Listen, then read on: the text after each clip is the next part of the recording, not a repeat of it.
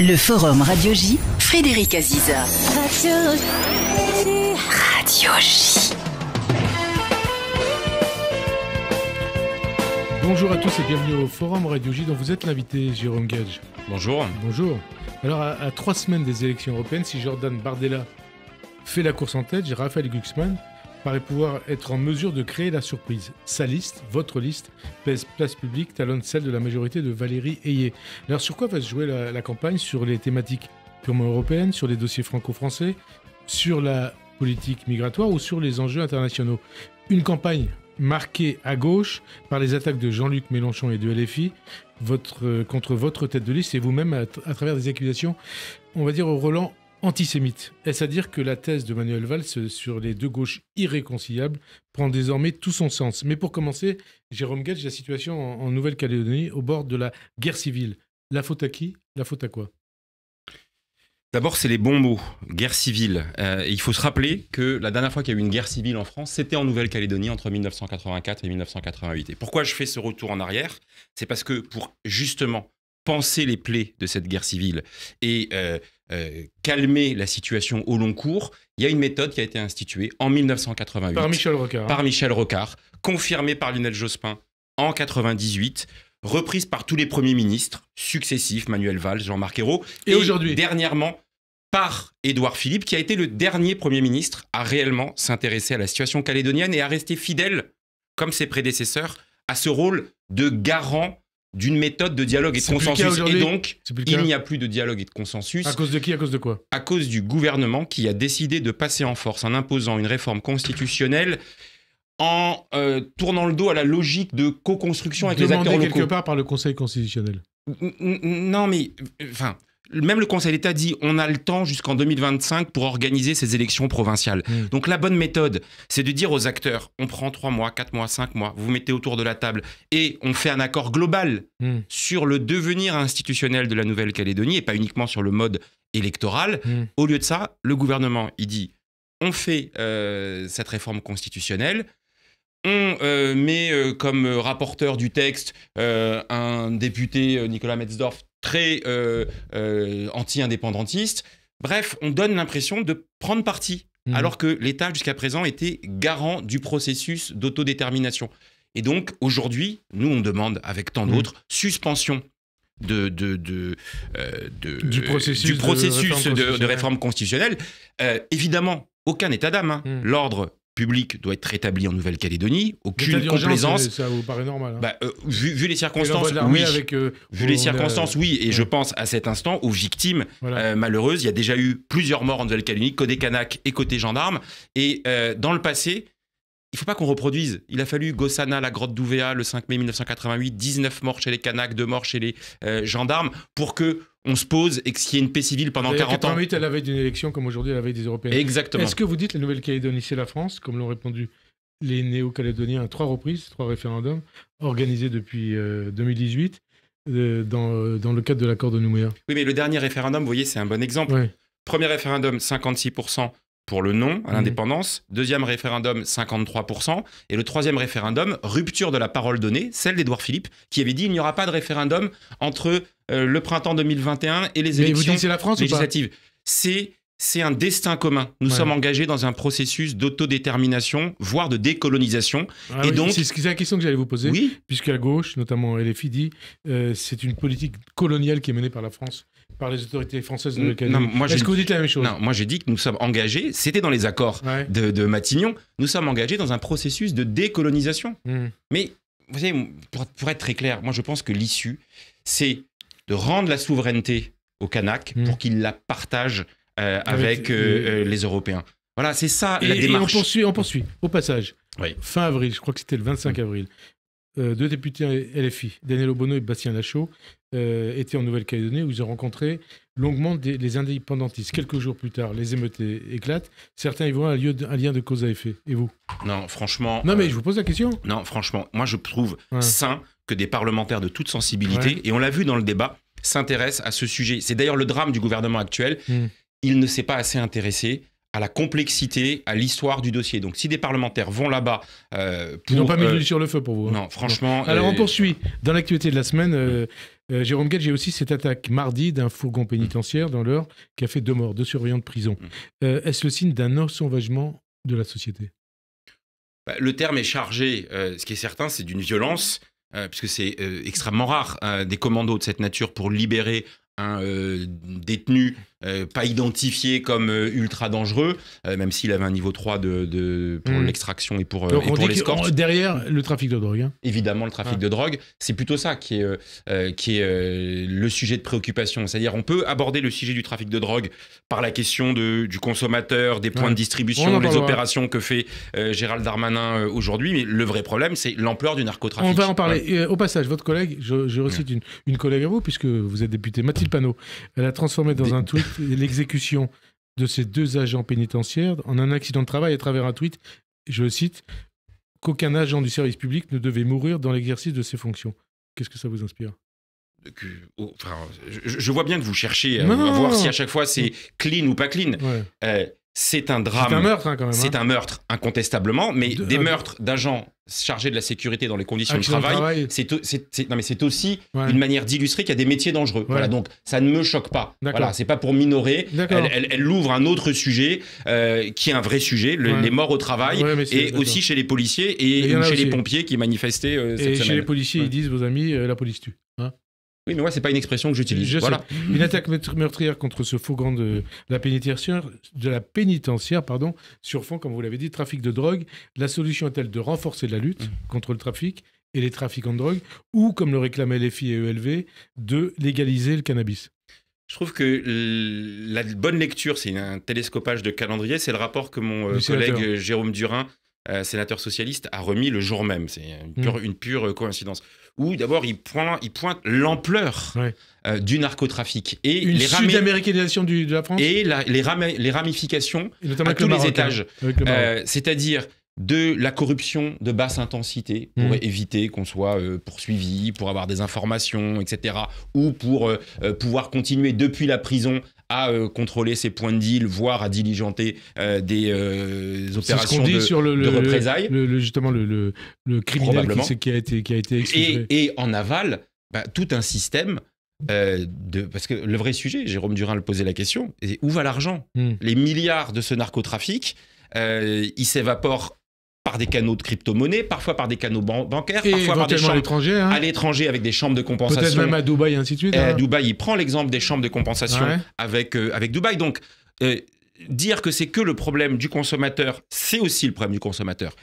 Que c'est que le problème des trafiquants du bout de la chaîne, de certains pays, le Maroc. Les opérations Place Net, sur lesquelles communique beaucoup Gérald Darmanin. Il faut faire des opérations de cette nature. Mais si ce n'est que ça, derrière, et qu'on ne s'attaque pas à toutes les dimensions en col blanc, si j'ose dire, financières du dispositif, alors en effet, on sera dans une sud-américanisation du pays. Au passage, vous avez déjà fumé un joint ? C'est le genre de question qu'il ne faut pas poser aux politiques. Évidemment, je suis passé par cette expérience comme quelques-uns. Et vous continuez à fumer des joints ou pas ? Évidemment, je suis passé par cette expérience sans aucun intérêt particulier. Aujourd'hui, parce que j'ai d'autres sources d'ivresse, si j'ose dire. D'ivresse. L'amour. L'amour. On connaît votre épouse. Est-ce que vous dites, comme Gérald Darmanin, qu'on ne peut pas à la fois pleurer les victimes et continuer à fumer son joint ?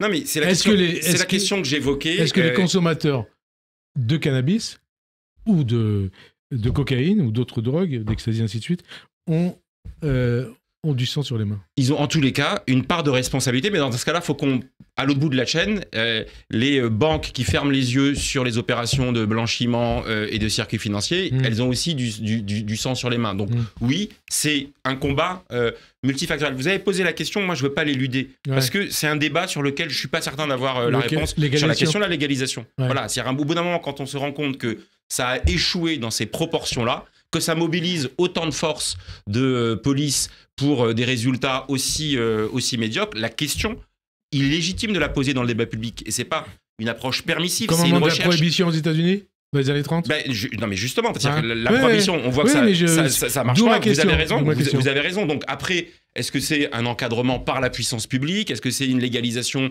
avec une marchandisation, je veux dire, comme ça se passe notamment en Californie ou dans plusieurs États américains ? Je trouve que c'est pas incongru de poser la question, sauf que moi j'ai un autre problème, je mets ma casquette santé publique. Je suis aussi Vous voyez, je considère que le tabac est une drogue, Ouais. que l'alcool est une addiction, qu'elle génère des milliers de morts, 48 000 morts pour le tabac chaque année. 5 Et que millions de donc- consommateurs de drogue. Hein. Oui, 5 millions en et que France. donc je voudrais pas qu'on légalise aussi quelque chose qui est un problème de santé publique dans certaines situations. Donc c'est un arbitrage entre les deux. Je vais vous titiller encore. Quand Ouais, je vois bien. Quand vous entendez votre collègue LFI, Louis Boyard. Mais je vois que vous avez une Oui, obsession. oui, Je ne je- suis pas le commentateur. D'accord. Eux souvent me commentent, on Ouais, en parlera tout on va à l'heure. parler, ouais. Mais Mais alors, je suis il a pas là fait- pour quand donner des il- bons points ou des mauvais Non, mais points je vous aux pose députés la LFI. question. Je sais que c'est un peu votre Je vous pose la fixette, question. sans jeu de mots. Pas du tout, pas du tout. La question se pose aujourd'hui. Et quand il a affirmé qu'il avait été dealer de drogue avant de devenir député, est-ce que ça vous inspire? Est-ce que ça vous choque? Est-ce qu'un élu de la République peut, comme ça, assumer qu'il était dealer et avoir été dealer avant d'être élu? Je préfère le chemin dans ce sens que l'inverse. Ouais. Ça veut dire qu'on peut avoir fait des conneries, des erreurs dans sa jeunesse. Dealer, ça veut oui, dire non, mais je que sais bien. quelque part, il a dû envoyer des gens à la mort. Hein. Non, mais je vais pas vous dire que c'est louable, qu'il faut s'en glorifier, évidemment. Mais je préfère le chemin que ce chemin-là que l'inverse. Et vous comprenez que ça puisse choquer qu'un homme comme Louis Boyard, qui donne des leçons de morale à tout le monde, assume le Non, mais fait qu'il après, était vous savez, dealer. quand on est dans le débat public, Ouais. par principe, on peut choquer. Moi, mes paroles peuvent Ouais. choquer Ouais. certains ou d'autres, donc il faut assumer quand on est exposé publiquement.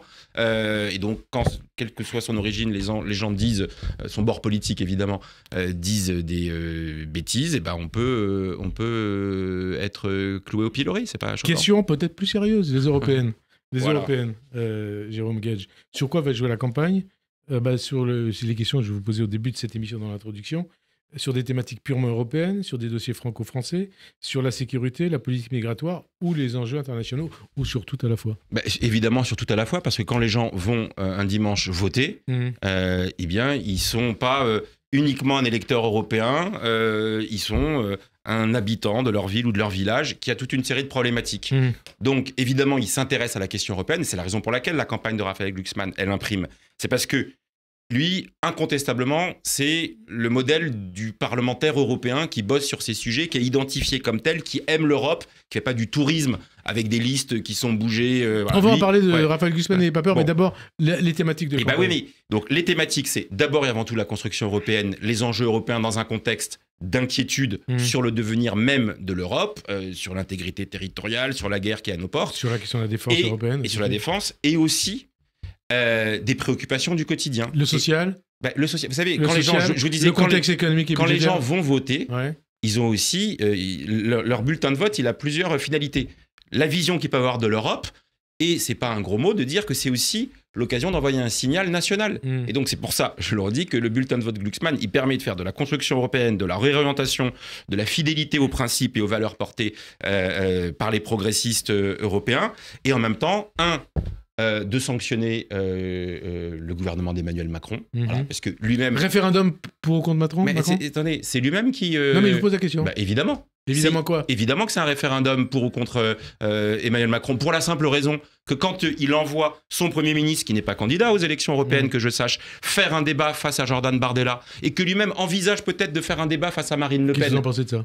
Mais tout ça, c'est proprement hallucinant. Pourquoi? Mais parce qu'ils veulent Parce qu'on refaire... on se souvient du débat Mitterrand-Seguin en 92. Oui, en mais Maastricht. sur un référendum pour un traité, en l'occurrence le traité de Qui Maastricht. posait problème. C'est pas tout à fait de même nature qu'une campagne électorale où là ils jouent leur peau ou leurs fesses, pardonnez-moi Leur peau, pourquoi? l'expression. Mais parce que ce sera, et ça peut être une sanction aussi envoyée à Emmanuel Macron. Avec des conclusions à tirer après, politiques? Il y a toujours des conclusions politiques à tirer quand les Français se rendent aux Vous urnes. dites pas si... Attendez. J'arrive pas à terminer. Non, Je veux juste dire pourquoi c'est hallucinant que le président de la République et le Premier ministre se mouillent dans la campagne. Ils ont une candidate.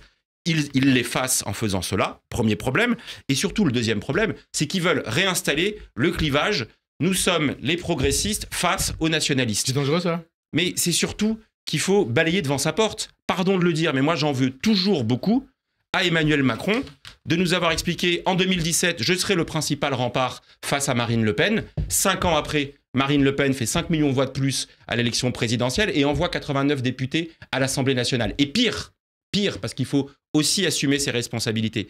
Les mêmes là qui nous ont appelés à faire barrage contre Marine Le Pen en 2022, 2 mois après, ils élisaient 2 vice-présidents du Rassemblement national à l'Assemblée nationale, alors que rien ne les y obligeait. Et il y a quelques mois, ils reprenaient le programme du Rassemblement national dans la loi immigration en y mettant la préférence nationale. Donc, c'est un pompier pyromane. Qui Emmanuel Macron, dans son rapport au RN, parce qu'il pense que c'est que dans ce clivage populiste, nationaliste, d'extrême droite, contre les progressistes indéterminés, que non, la politique, c'est un clivage gauche-droite qui doit s'assumer. Et c'est la raison pour laquelle, là aussi, le fait, Glucksmann, de le pousser le plus haut, et si possible au-dessus de Valérie Hayé, ce sera aussi un coup de tonnerre politique national. Et n'oublions pas qu'au bout du bout, c'est l'enjeu de la majorité au Parlement européen qui se dégage, parce qu'on peut avoir une majorité social-démocrate au Parlement européen. Il faut parler de tous ces sujets. On était sur le fond.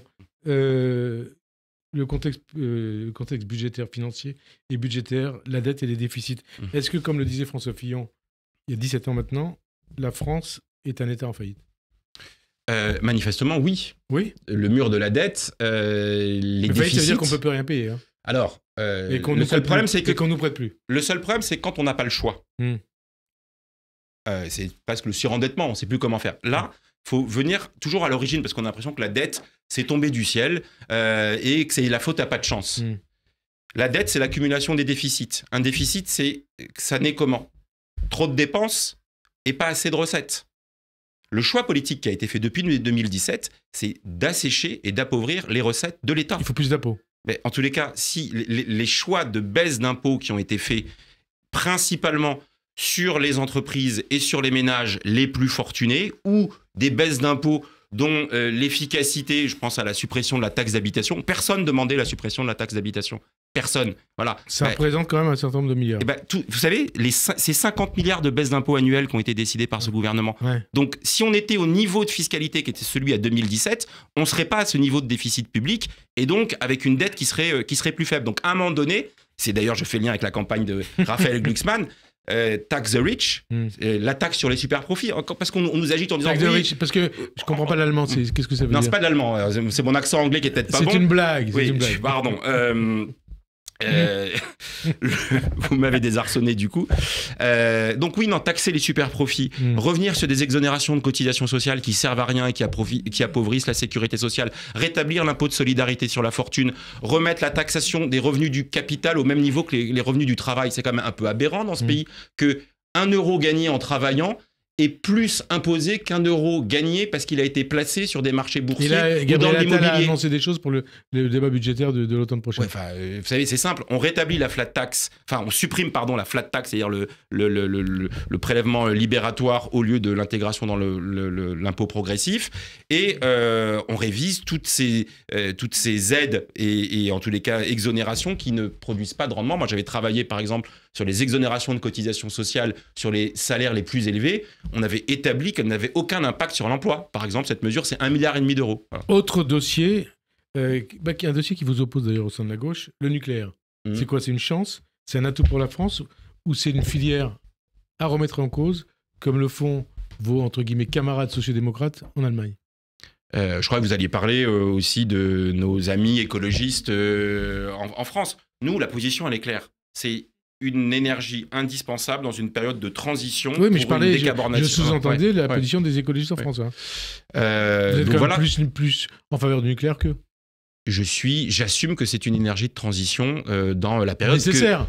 Nécessaire, a fortiori, on l'a vu avec le renchérissement du coût du au fait moins de la dans dépendance les 15, 20, 30 énergétique. prochaines années. Hein. Personne n'a jamais envisagé que dans les 15 ans, on allait débrancher les centrales nucléaires parce que du jour au lendemain, on allait... Alors, il faut mettre le paquet dans le développement des énergies renouvelables et là, il y a encore du retard. Et vous avez vu ce qui se passe en Allemagne? On rouvre des centrales à charbon. On rouvre des centrales à charbon. Oui, mais c'est la raison pour laquelle je préfère que cette logique réellement assumée de transition énergétique, mais ça suppose que les investissements, notamment qu'EDF est amené à faire, soit aussi massif et probablement bien plus massif dans les énergies renouvelables que dans la continuation ou le prolongement démesuré de la durée de vie des centrales existantes. Autre dossier européen, le pacte asile et migration, un pacte adopté, c'était le 10 avril par le Parlement européen qui pourrait traiter une partie des demandes d'asile aux frontières extérieures de l'Union et introduit un mécanisme de solidarité entre États membres en cas d'arrivée massive. C'est un texte qui a été soutenu par les sociodémocrates. Mais pas voté par nous. Et la droite européenne, pas voté par vous. ni voté, donc pas voté par Raphaël Glucksmann. Et alors pourquoi avoir voté comme Bardella et Bellamy? Vous savez, il y a plein de fois où Bardella et Bellamy... Mais pour des raisons diamétralement opposées, c'est que... Mais les sociaux-démocrates ont voté. Pourquoi pas vous? Parce qu'on peut avoir... Et en sens inverse, on peut, ils ne votent pas parfois des positions que nous-mêmes nous sommes amenés à voter. Nous avons considéré que le pacte asile-immigration ne répondait pas, à l'organisation de voies légales d'immigration qui sont inéluctables sur le territoire européen, et que elle ne répondait pas aux situations d'indignité et d'inhumanité, c'est-à-dire au cimetière qu'est devenu la mer Méditerranée, et ne corrigeait pas. C'est à la fois l'enjeu de l'efficacité, les voies légales d'immigration, et l'enjeu d'humanité. Donc, quand on a un désaccord, vous savez, le Parlement européen, c'est un lieu de production de compromis. Le compromis n'a pas été suffisant. Compromis, peut-être d'ailleurs, ça nous conduit à parler de ce dossier dont vous vous occupez, sur lequel vous penchez depuis le début de la semaine au moins, c'est l'arrivée en commission de l'Assemblée nationale du débat autour du projet de loi Aide à mourir. Qu'est-ce que vous entendez, qu'est-ce qu'il faut entendre par aide à mourir? Et est-ce qu'il faut un consensus? Est-ce qu'il peut y avoir un consensus? Écoutez, toute cette semaine à l'Assemblée nationale, donc depuis lundi dernier, on a débattu en commission spéciale des quelques 1800 amendements qui ont été déposés au texte, et le texte va être examiné à partir du lundi 27 mai à l'Assemblée nationale. Je vais vous parler franchement, je suis rentré dans ce débat avec beaucoup d'interrogations, et j'en sors avec pas tellement de certitude. Non, mais donc franchement, toujours autant d'interrogations. Oui, parce que je suis favorable sur le principe, évidemment, au renforcement des soins palliatifs, qui vont maintenant être baptisés soins d'accompagnement. Alors, je ne voudrais pas que ça dilue l'exigence de soins palliatifs, mais je suis favorable sur le principe à l'aide à mourir, qui est le mot un peu édulcoré. Parce qu'il faut savoir que suicide assisté ou euthanasie. On sait que tout le monde passe ou passera par là, au niveau familial. Incontestablement. Et donc, les situations de grande souffrance, voire de maladies incurables avec des diagnostics qui sont parfois posés plusieurs mois ou plusieurs années à l'avance, nécessité de corriger la loi actuelle qui est celle qui prévoit une sédation profonde et continue jusqu'au décès. La loi Claes-Leonetti. Alors maintenant, pardonnez-moi l'expression, mais le diable se niche dans les détails. Donc je suis favorable à ce qu'il y ait une aide à mourir, mais je suis interrogatif sur les verrous, les critères qui sont pour l'instant retenus et certaines des modalités. La nature du débat en séance va pour partie conditionner mon vote. Voilà. Et ça va durer longtemps, ce débat, de toute façon. Ça va durer une quinzaine de jours, je pense. Oui, mais ensuite, le débat dans l'opinion. Oui, mais vous voyez aussi l'opposition des autorités religieuses, toutes les religions. Tous disent on ne veut pas d'euthanasie. Mais attendez, encore une fois, alors moi je suis un laïc jusqu'au bout des ongles, je respecte la position des dogmes religieux. C'est normal, on les a d'ailleurs auditionnés dans la commission spéciale sur la fin de vie, mais fort heureusement, le législateur républicain légifère au nom de l'intérêt général, qui n'est pas la somme des intérêts particuliers, et encore moins la prise en compte du fait religieux. Alors on poursuit sur l'Europe. Jérôme Gachy, vous le voulez bien. Oui. 17 janvier 1995, quelques mois avant la fin de son mandat, François Mitterrand avait dit devant le Parlement européen de Strasbourg que le nationalisme, c'était la guerre. Il dit le nationalisme, c'est la guerre. Est-ce que vous diriez aujourd'hui que le populisme, qu'il soit d'extrême droite ou d'extrême gauche, c'est la guerre? Dès l'instant où ce populisme alimente des réflexes nationalistes, quand on a un populisme qui trouve des circonstances atténuantes à Vladimir Poutine et à ses velléités expansionnistes et d'annexion par la force, alors, de fait, oui, il soutient un nationalisme expansionniste et donc la guerre. Et quand vous dites c'est populiste, c'est LFI, RN? Et vous savez, moi, j'ai une réticence à utiliser dans un terme un peu informe, populisme, pour qualifier de la même manière les positions du Rassemblement national et les positions de l'extrême gauche. Avec tous les désaccords, probablement évoqués dans quelques minutes, vous croyez? Je mettrai, oui, j'anticipe sur les questions qui peuvent venir, mais je mettrai jamais, je vous le dis, jamais un signe égal entre le Rassemblement national et les Insoumis. Est-ce que l'Europe, c'est la paix? En tous les cas, jusque-là, elle l'avait assuré. Mais elle doit aujourd'hui se projeter. Parce que est-ce que c'était une paix du fait de la construction européenne ou du fait du maintien du parapluie américain et de son intérêt pour la question européenne? La menace qui nous pend au nez, c'est un retrait stratégique des États-Unis, se concentrant vers le terrain Indo-Pacifique. En cas de victoire de Trump. Et notamment, évidemment... peut-être même... Et même, exactement. Au-delà de Trump. Donc, ce protection... Alors, C'est pas un Parce protectionnisme. que pour En tous les cas, Américains, le danger aujourd'hui vient de la Chine. c'est plus la question de la Chine, évidemment. Donc, tout ça nous oblige, et c'est pour ça que là aussi, Raphaël Glucksmann, il a cette vision d'une Europe puissante, c'est d'avoir une autonomie stratégique sur l'ensemble de ces questions. Ça veut dire que, puisque je vous entends parler de ça, les élections qui ont lieu dans 3 semaines, elles sont essentielles, les plus importantes depuis 79 ? En tous les cas, alors je ne sais pas si on peut les qualifier, mais elle intervient dans un continent qui est plus que jamais dans une crise existentielle. D'abord, encore une fois, quand on a un conflit militaire sur le continent, puisque le conflit en Ukraine, il est aux frontières de la Pologne, il est aux frontières des autres pays, des autres pays de l'Est, on ne peut pas faire comme si cette élection n'avait pas un enjeu crucial. Et on voit bien le niveau de crispation. On a vu cette semaine le Premier ministre slovaque être l'objet d'une attaque par balle, tentative d'assassinat, dans un pays où il y a justement la question de savoir est-ce qu'on s'aligne sur la position. Donc lui était plutôt pour Poutine. Lui il est pro-Poutine. On ne sait pas. Je ne sais pas ce qui s'est passé, mais vous voyez qu'on est quand même dans un niveau de crispation, y compris dans les pays européens, avec aussi des ingérences étrangères. Enfin, je veux pas être paranoïaque, mais on avait vu à certains moments des ingérences russes au moment des élections aux États-Unis. On en a eu probablement au moment de l'élection présidentielle en 2022. Et là, on nous dit que la Russie a accentué son opération de déstabilisation de la société française et des sociétés européennes dans la perspective des élections européennes, justement, et aussi d'un certain nombre d'autres pays de l'Union et des États-Unis. Est-ce que leur enjeu est de déstabiliser des gens qui essayent de leur tenir tête. Donc ça veut dire que dans ce contexte, la stratégie d'Emmanuel Macron, c'est la bonne ? Laquelle ? Vis-à-vis de la Russie et de l'Ukraine. Le problème, c'est que la stratégie d'Emmanuel Macron, elle a été oscillante. Au début, complaisant avec Vladimir Poutine, puis après martial. Bon, il y a besoin de constance et de cohérence sur les questions diplomatiques et sur les questions stratégiques. La bonne stratégie, en tous les cas, la bonne réponse, c'est de considérer qu'on ne peut pas céder un pouce sur les principes. Et donc, tous ceux qui laissent entendre qu'il pourrait y avoir une discussion des frontières, par exemple, en contrepartie d'un accord de paix, si on accepte une remise en cause des frontières après un coup de force, alors on crée un précédent, et la suite, ce sera dans 5 ans, dans 10 ans, dans 15 ans, dans 20 ans. 10 ans, 15 ans, 20 ans. Aujourd'hui.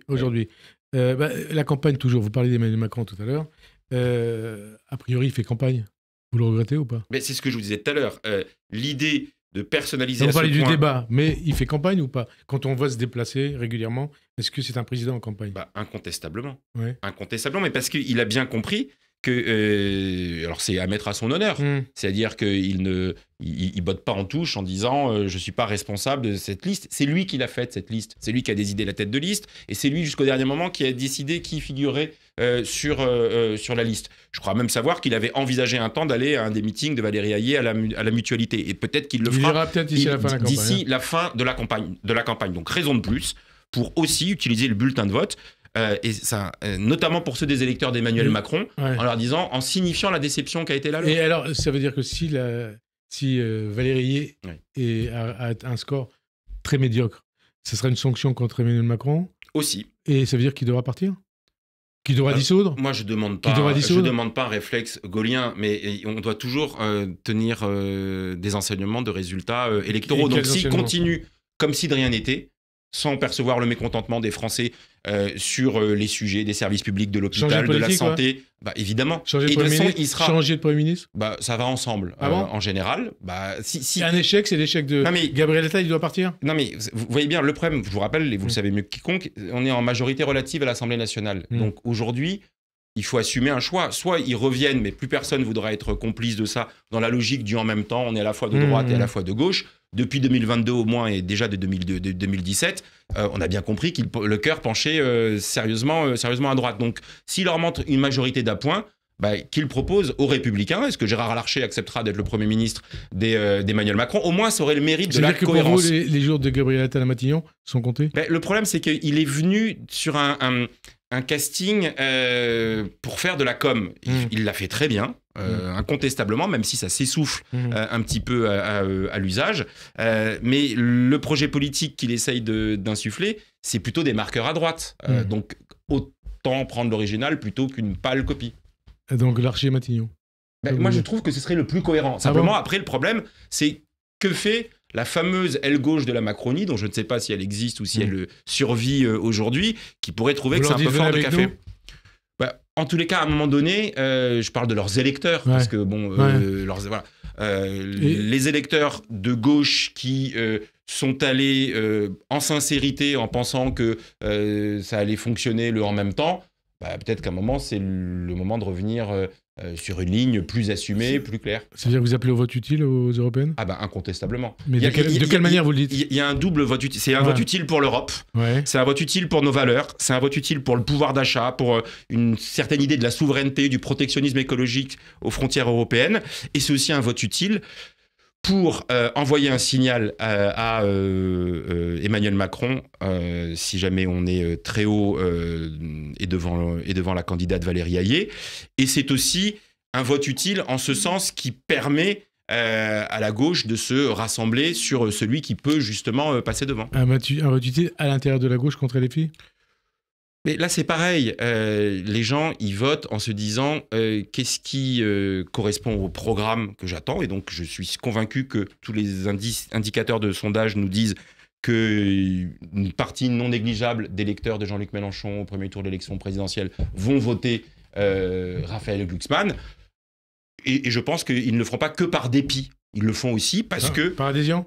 Par adhésion à cette ligne exigeante sur les questions sociales, sur les questions écologiques, et en même temps porteuse de valeurs européennes, qui assument d'être européens, même si on demande une réorientation de la construction européenne. Valeurs, justement, quand vous expliquez la progression du RN à l'occasion des élections européennes, en tout cas ce qu'en disent les sondages.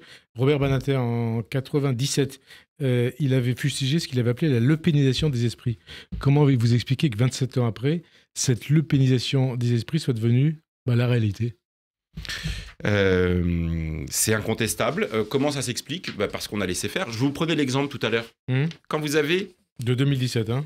Non, je vous prenais l'exemple de ce qui s'est passé la loi immigration en décembre 2023. Quand vous avez le gouvernement d'Elisabeth Borne qui présente un texte dans lequel il fait figurer la mesure emblématique de la famille Le Pen, Père Le Pen, la préférence nationale. C'est-à-dire qu'il met dans un texte, avec le cynisme absolu, en sachant que ça allait être censuré par le Conseil constitutionnel. Mais pour obtenir les voix de la droite, qui, elle, a déjà été largement contaminée, si j'ose dire, par cette lepénisation, et pour obtenir aussi les voix du Rassemblement national, ça veut dire que ceux qui devraient être cette digue-là, ils ne jouent plus le jeu. Pire, ils mettent des ponts. Derrière cette lepénisation des esprits, il n'y a pas aussi la responsabilité de la France insoumise ? Vous prêtez beaucoup de responsabilités à la France insoumise. Elle en a immanquablement, parce que c'est un acteur éminent du débat politique. Mais oui, je vais vous répondre. Dans des moments d'extrême tension et de risque majeur, comme celui de l'arrivée au pouvoir de Marine Le Pen, la responsabilité de tous les acteurs de la gauche, et a fortiori quand vous êtes la force principale de la gauche au lendemain des élections présidentielles, c'est de ne pas donner crédit à la caricature qu'on fait de vous-même. Et c'est ce qui se passe aujourd'hui. Et malheureusement, c'est ce qui s'est passé tout au long de l'année 2023 avec le point paroxystique du mois d'octobre 2023. C'est-à-dire une gauche qui ne cherche pas à apaiser et à rassembler, mais qui est anxiogène, rabougrie et clivante. Attendez, on va préciser les choses. Quand vous dites une gauche, vous ne parlez pas de vous parlez de LFI. Je parle de cette force centrale à ce moment-là, puisque Jean-Luc Mélenchon... Non, mais vous parlez bien de LFI. Oui, je parle bien de LFI, évidemment. Et donc, parce que les gens, à un moment donné, on dit la NUPES égale LFI. Voilà. Et donc, je dis que oui, il y a une responsabilité, et elle n'a pas été endossée, elle n'a pas été assumée. Et en faisant cela, ça participe en effet d'une banalisation du Rassemblement national et donc de son accession éventuelle au pouvoir. Donc, si le RN accède au pouvoir en 2027, personne ne pourra se défausser. Voilà. C'est-à-dire personne ne pourra pas dire « Ah, c'est pas de ma faute ». Et là, vous dites que c'est la faute à Mélenchon ? Pour la raison que je viens de vous mentionner, si on n'est pas capable d'être une gauche à la fois combative et rassurante, alors on endosse une responsabilité dans un RN qui, lui, peut apparaître rassurant par contraste. Et là, j'en viens aux questions que vous attendiez. Je les anticipais. Jérôme Gage. Comme la liste Euro-Palestine en 2004 avec Dieudonné à l'époque, ou comme la liste antisioniste du Dieudonné et Soral en 2009, la France insoumise, et on l'a vu, vous l'avez vu, a décidé de faire de la Palestine et de Gaza le thème central de sa campagne européenne. C'est une faute ou pas ? Ben, en tous les cas, manifestement, ça marche pas. Donc Ouais. déjà, c'est une faute politique. En tous les cas, c'est une faute tactique. C'est moral Voilà. ou pas? Après, chacun choisit les thèmes qu'il veut mettre dans la campagne. Mais je trouve que c'est d'abord pas très respectueux de l'enjeu européen. Voilà. Moi, je pense à la pauvre Manon Aubry qui a des choses à dire, qui a fait du boulot au Parlement européen et qui du coup se retrouve effacée parce que c'est parce plutôt qu'aujourd'hui, Rima Hassan et ouais. Jean-Luc Mélenchon qui tiennent l'estrade sur la question palestinienne, effaçant totalement les combats économiques, sociaux, écologiques qui peuvent être portés par les uns et par les autres. Donc on est dans une sorte de fuite en avant sur une tactique électorale. Ça n'a pas l'air de marcher puisqu'on voit que les sondages, ça même ça stagne, voire ça. Ils sont au même niveau ça décline. qu'en 2019. Hein. Oui, mais sauf qu'entre-temps, ils ont quand même pris encore un peu plus de poids. Et surtout, je trouve que c'est, comment dire, un peu...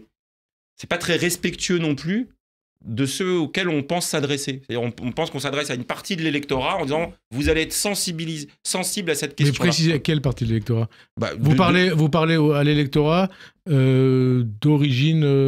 Je pense à un électorat issu des quartiers... Issu de l'immigration pour partie issu de l'immigration, qui considérait que l'alpha et l'oméga du débat politique, c'est la question palestinienne. C'est une question essentielle, je ne peux pas vous dire le contraire, mais d'en faire la grille de lecture et de clivage et de conflictualité exclusif d'une élection européenne, c'est pour le moins baroque. Quelque part, c'est pas un peu du néocolonialisme?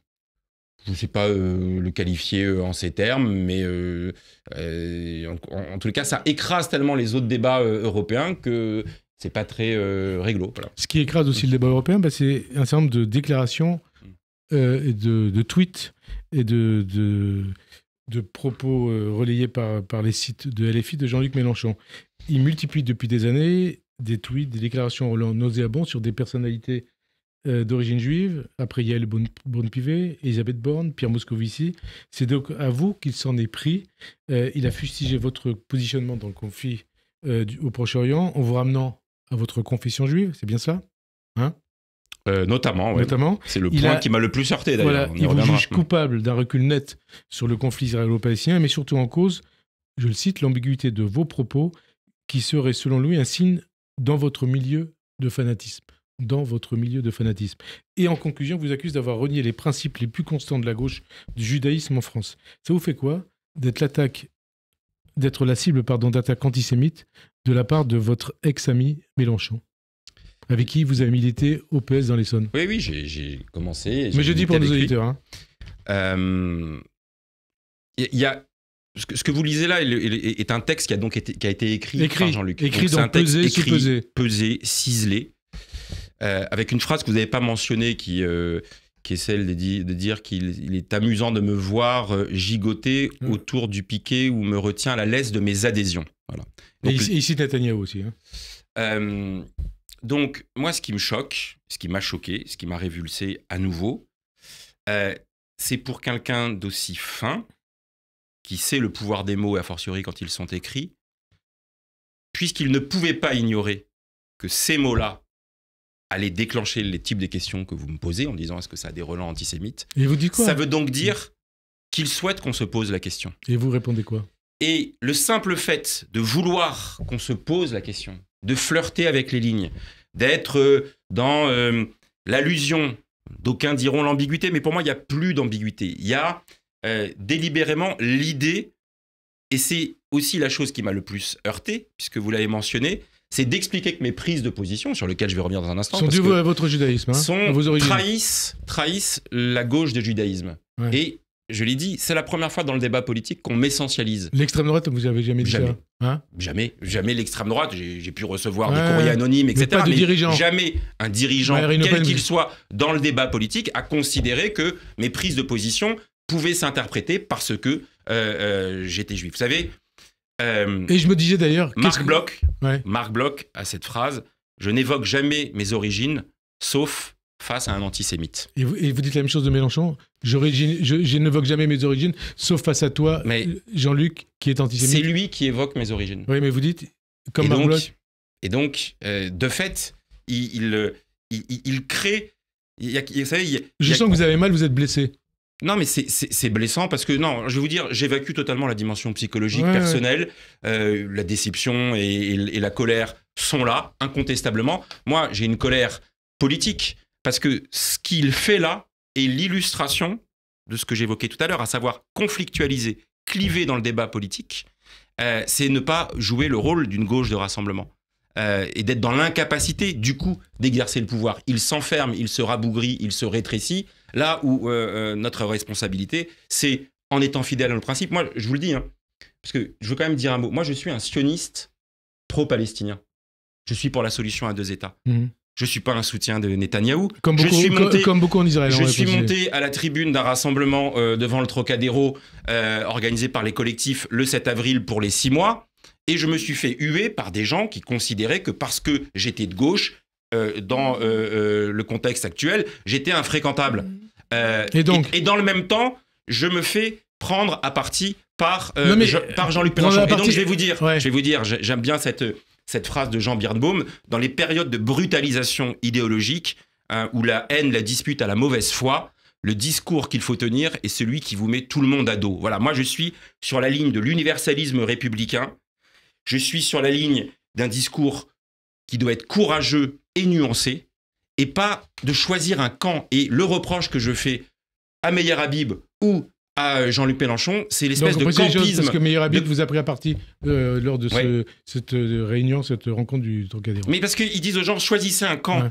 Voilà, et soutenez-le mordicus. Et le débat devient fou parce que soit vous êtes un sioniste génocidaire pour les uns, soit on accuse tout le monde d'antisémitisme. Voilà. D'accord, Mélenchon, vous laissez entendre qu'il est antisémite. Mais je vous ai dit qu'il a fait délibérément ce texte pour que la question se pose et que rien que ça le disqualifie qu'est-ce que vous durablement. répondez à cette question? À quelle question? De savoir s'il est... chacun... J'ai répondu, je ne suis pas... Tu ne vas pas m'assigner à ça. Les mots que tu utilises sont des mots blessants, sont des mots stigmatisants, sont des mots...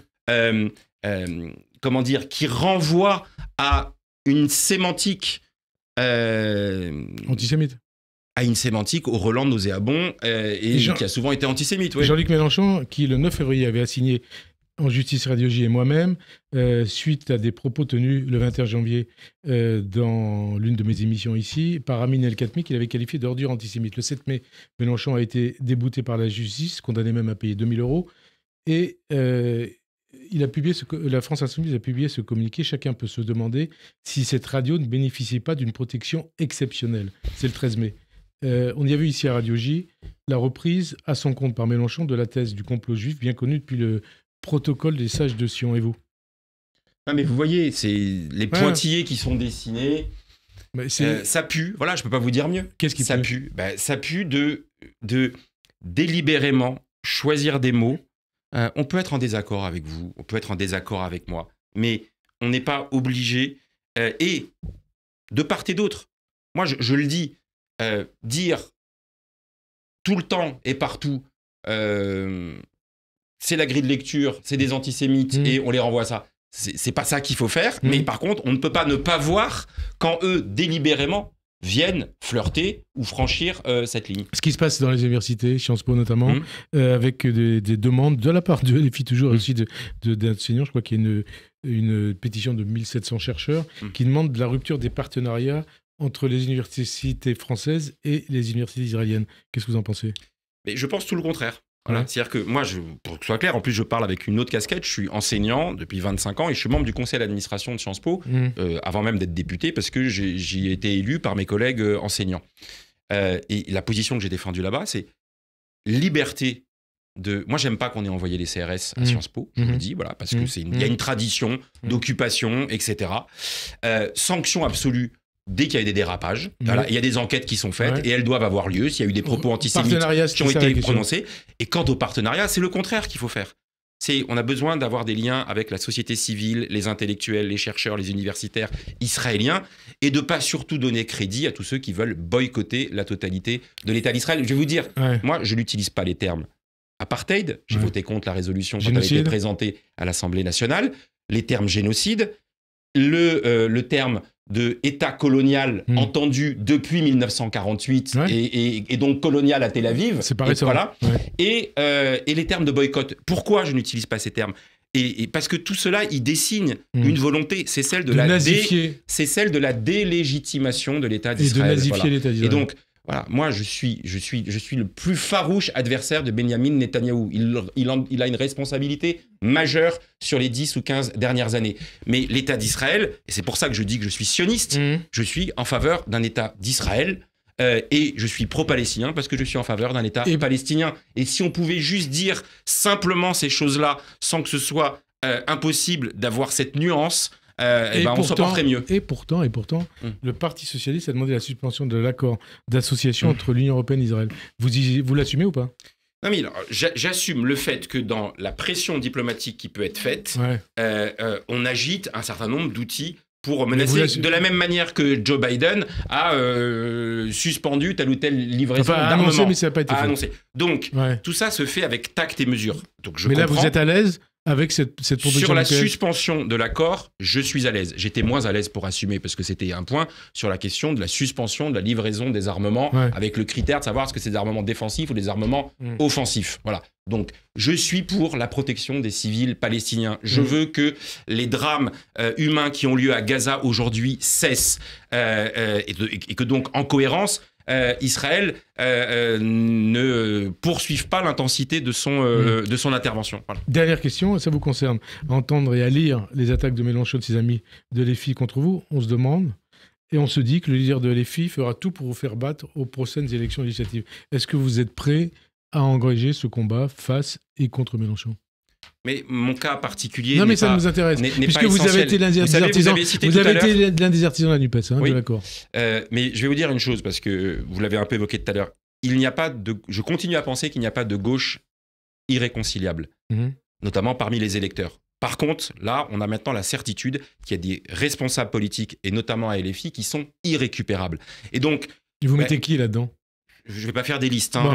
Non, mais il y a un certain nombre de positions, alors qu'il y a des électeurs et des responsables insoumis qui n'ont pas épousé cette logique-là de clivage, conflictualisation, hystérisation du débat politique, qui est celle de dire soit vous vous soumettez, soit vous vous démettez et alors, à cette ligne-là. Qu'est-ce qui se passe en 2027 si on essaie de vous faire battre ? Je me soumettrai au suffrage universel si je décide de me représenter, mais moi j'essaierai à ce moment-là d'incarner, parce que je crois toujours plus encore au nécessaire rassemblement de la gauche et des écologistes sur une ligne très claire.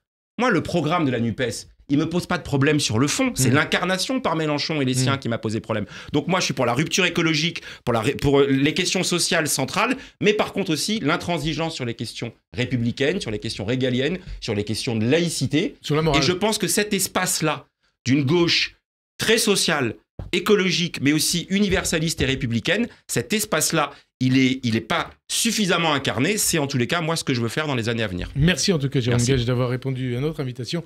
Bonne fin d'après-midi sur Radio J et à dimanche prochain. Merci.